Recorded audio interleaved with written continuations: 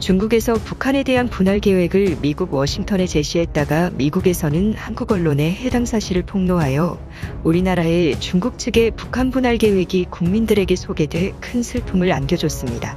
이 때문에 해외 지정학 전문가들은 통일을 할 것이냐 말 것이느냐의 선택이 아니라 향후 급변 사태가 일어날 경우 북한 땅을 중국이 갖고 가게 하느냐 한국이 갖느냐 두 가지 선택이 바로 한국인들의 선택이 될 것이라는 경고는 현재의 민감한 시기를 살아가는 한국인들에겐 경각심을 울리고 있습니다. 그런데 북한의 분할에 관한 이슈가 아니라 중국 만주 지방에 대한 여러 가지 계획이 나와 눈길을 끌고 있습니다. 바로 러시아가 새로운 그레이트 게임을 추진하고 나선 것입니다. 그뿐 아니라 북한과 중국 베이징 중앙당국 간의 미묘한 갈등 문제 역시 만주 지방에 새로운 미래를 그리고 있다는 분석이 나오고 있습니다. 국토전략TV?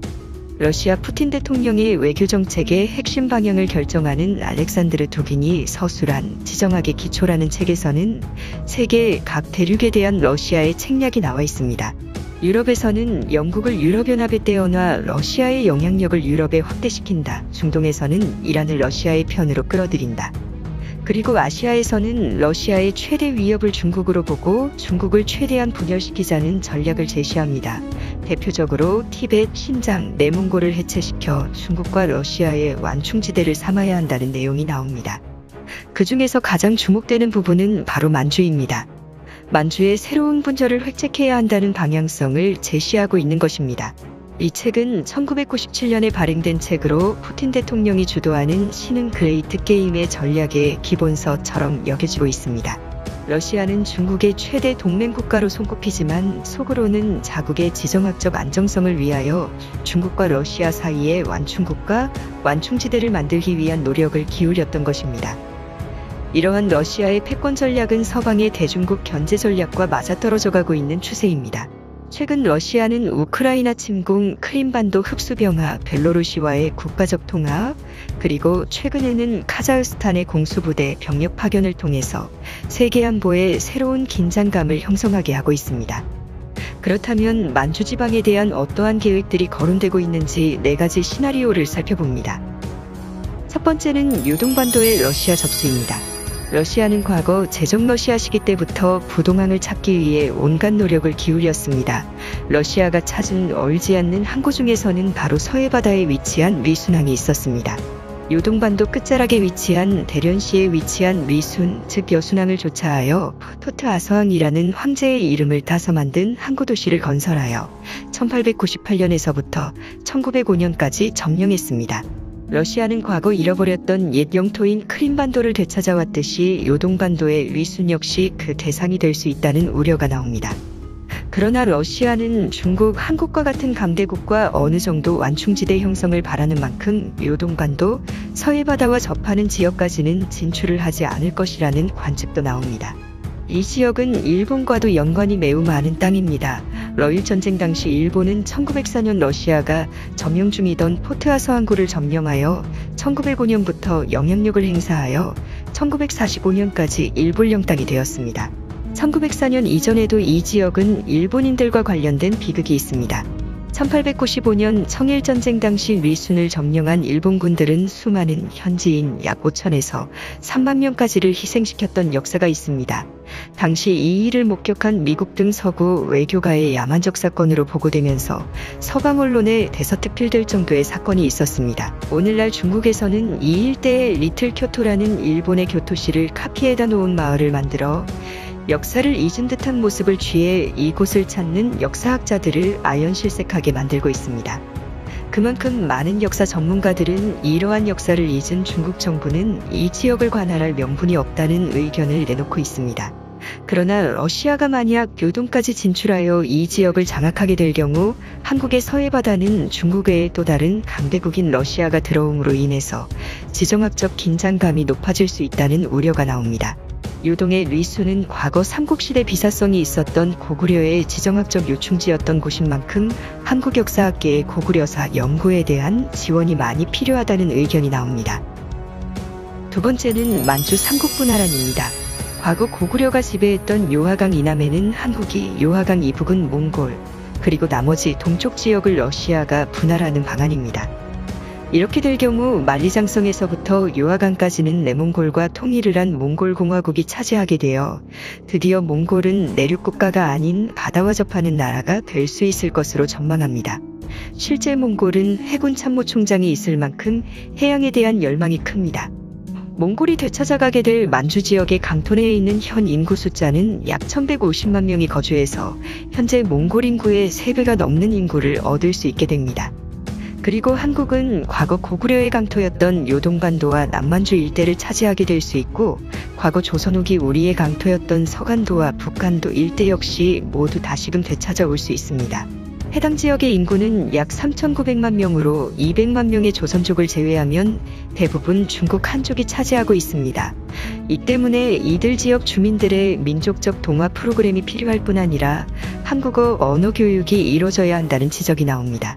프랑스나 독일 역시 국경 지역을 가면 다른 언어를 사용하는 지역들이 있어서 한국 역시 다민족 국가를 대비해야 할 수 있다는 분석이 나옵니다.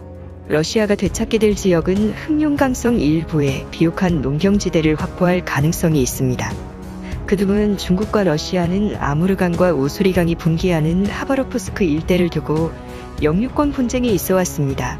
그러나 아무르강 이남 지역을 찾아오게 될 경우 동북아시아 최대 민물호수인 한카호수 아무르강 사이에 거대한 농경지대를 확보할 수 있습니다. 이 평야지대의 면적은 거의 남한 면적에 해당하는 엄청난 넓이로 러시아 극동지방의 주요 산업이 어업과 석유 채굴, 무업이 아닌 농경산업으로 바뀔 것으로 관측됩니다. 세 번째는 만주국의 부활입니다. 한반도는 통일된 상태로 한반도에만 머물고 만주, 즉 지금의 동북 삼성 지방과 내몽골 동쪽 지방의 새로운 국가, 과거 만주국이 부활하는 것입니다. 이것은 중국과 한국, 러시아 사이의 완충지대가 될 수 있는 나라입니다.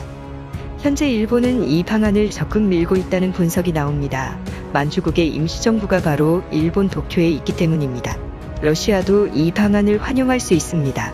러시아 푸틴 외교의 근간이 되는 지정학의 기초라는 책에 나오는 방안, 즉 러시아와 중국 사이의 완충지대 형성이 바로 이 시나리오이기 때문입니다.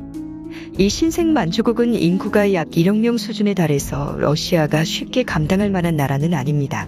한국 역시 그동안 중국 한 나라만 상대하면 됐었다가 두 개의 나라가 생기면 귀찮은 일이 생길 수 있습니다. 특히 서해바다는 한국과 중국 두 나라가 양분하는 바다였으나 신생 만주국이 생긴다면 세 나라가 공유를 해야 하므로 해상에서의 분쟁이 우려되며 삼국의 해군이 충돌할 수 있습니다. 이 때문에 인구 1억이 넘는 만주국이라는 나라와 11억으로 줄어들었지만 여전히 강국일 중국과 상대할 수 있을 정도의 국방력을 갖추어야 하며 미국 등 우방국과의 군사협력이 더욱 필요할 것으로 관측됩니다. 과거 이곳은 제2의 이스라엘이 생길 뻔한 지역입니다. 이스라엘 건국 이전 전 세계의 유태인들을 모아 건설할 나라가 바로 만주일대였기 때문입니다. 지금도 러시아의 만주 지방 인근에는 유대인 자치구가 있어서 그들만의 나라를 만들길 원하고 있습니다. 새로운 유태국가를 건설을 희망하는 것이지만 20세기 초와는 다르게 지금 이 일대는 사람이 너무 많아져 실현 가능성이 적어졌습니다. 현재 해외 일부 네티즌들은 만주국의 부활이 거의 확정적인 것처럼 말하고 묘사하고 있습니다. 신장 위구르, 홍콩, 대만, 내몽골이 분리독립되면 그 다음 차례는 만주가 될 것이라는 것입니다. 그러나 고구려의 수많은 유산과 간도 분쟁, 발해의 유적들과 이해관계가 있는 한국으로서는 다소 납득이 되기 어려운 일이 될 수 있습니다. 하지만 이 나라가 한국과 외교관계가 친한 국가이고 국제적 합의에 의해서 이곳의 비핵화, 군축 등을 동반한 친서방 국가가 형성이 된다면 한국의 지정학에 도움이 될 수 있습니다. 네 번째는 북중 무력 충돌 사태입니다. 일본의 유력 정보원 중에서는 2016년부터 2018년 사이 북한 내부의 중국 북부정부의 심양군구와 내부 커넥션으로 현재 시진핑 정권의 반기를 든 쿠데타를 모의 중이라는 일본 내 정보가 나온 바 있습니다. 실제 당시 북한은 신형 미사일 시험 발사를 하면서 중국 요동지방을 타겟으로 한 비디오가 공개되면서 세간을 발칵 뒤집히게 한 적이 있습니다. 중국 북부정부, 특히 북한과 가깝고 조선족이 많은 심양정부에는 북한과 내통하고 있는 인사들이 많아서 북한 정권과 매우 밀접한 상황입니다. 만약 중국 중앙당국에 반하는 쿠데타가 일어날 경우 북한과 중국이 전면 충돌이 일어날 수 있습니다. 현재 북한은 여러 개의 미사일과 핵을 보유하고 있고 중국 내 최대 화력을 보유한 심양정부의 지원을 받고 있기 때문에 북한군과 심양정부가 합세한 세력의 승리가 될 수 있습니다. 그에 대한 대가로 북한은 요동반도를 비롯한 만주, 옛 고구려 영토를 회복할 수 있고 중국 정권의 교체가 일어날 수 있을 것이란 분석입니다. 일본 내 정보원은 이 계획의 배후에 거대 유태자본의 지원이 있을 것이라는 음모론을 제기하면서 많은 충격을 안겨다 준 적이 있습니다. 만약 이러한 시나리오가 실현될 경우 한반도는 과거 신라와 발해의 남북국 시대 혹은 삼국 시대처럼 북쪽에 만주까지 섭렵하는 거대한 나라가 있고 남측에는 한반도 남부에만 나라가 있는 그러한 역사적 재현이 일어날 수 있다는 우려가 나옵니다. 이때 대한민국에서는 북한의 영토 확대를 막기 위해 중국과 협력을 해야 하는지 아니면 서방 진영과 협력하여 북한을 도와야 하는지 잘 결정을 해야 합니다. 만약 일본인 정보원들이 주장대로 이 계획의 유택의 자본의 지원이 있다면 남북한은 비대칭적 상황이 되어 영구분단이 될 수 있어 우려된다는 지적이 나옵니다.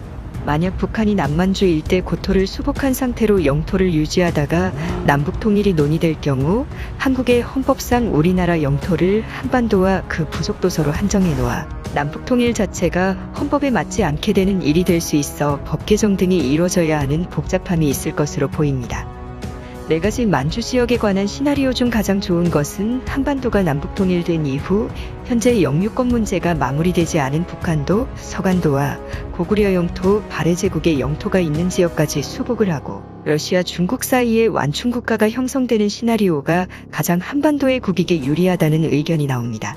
최근 전 세계적 질병 사태 이후 미얀마, 우크라이나, 크림반도 그리고 폴란드 국경, 벨로루시 등에서 이상 사태가 감지되고 있습니다.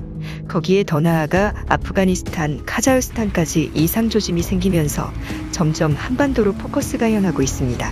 이 상황을 대비하여 한국은 더욱 자주국방을 강화하고 국방력 강화와 미국 등 서방 진영 우방국들과의 군사적 협력을 통해 만주에서의 이권을 잘 챙겨야 할 것이라는 지적이 나옵니다.